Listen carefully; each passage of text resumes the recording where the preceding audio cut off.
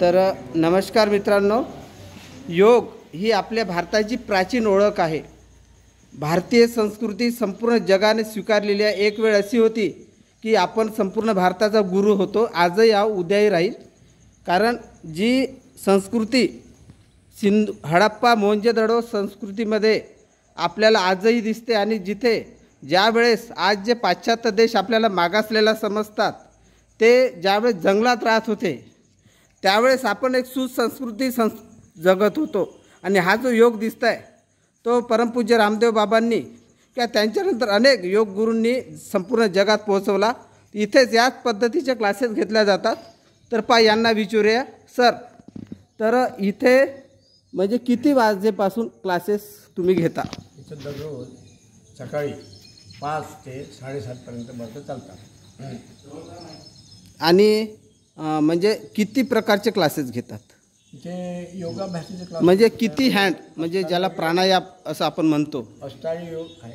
नाही, अष्टांग योग आहे त्याच्यामध्ये आसन आहे, प्राणायाम आहे, ध्यान आहे, धारणा आहे। अशा प्रकारे अष्टांग योगाचा इथे अभ्यास होत असतो। आणि त्या व्यतिरिक्त देखील इथे आम्ही सगळ्यांचे वाढदिवस साजरे करत असतो। इथे होळीचा सण साजरा केला जातो। इथे गुरुपौर्णिमेचा आम्ही एक मोठा उत्सव साजरा करत जातो। त्याच्यामध्ये सगळे योगाभ्यासी आहेतच, जे लोक आहेत लाभार्थी त्यांच्या विथ कुटुंबासह सहभोजनाचा कार्यक्रम आयोजित करतो। आणि विशेष म्हणजे कोजागिरी। वा।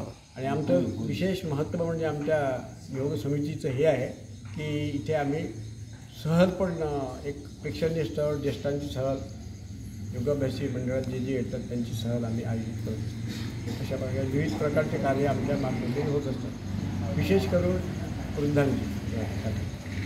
तर अतिशय आनंदाची बाब आहे।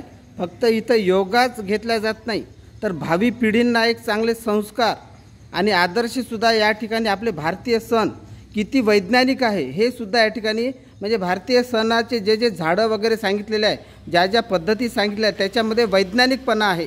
जसं वडाचं झाड, वडं साहित्य का करतात? कारण वडाच्या झाडातून सर्वात जास्त ऑक्सिजन मिळतं, हे सुद्धा त्याच्यातलं एक वैज्ञानिक कारण आहे।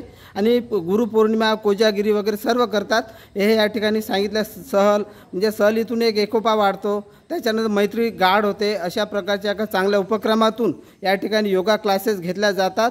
आणि मी यानंतरही येत जाईन, कारण इतक्या कमी वेळात इतकं सर्व सांगणं होत नाही, ऐकणं पण होत नाही।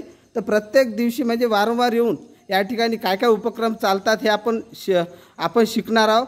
धन्यवाद।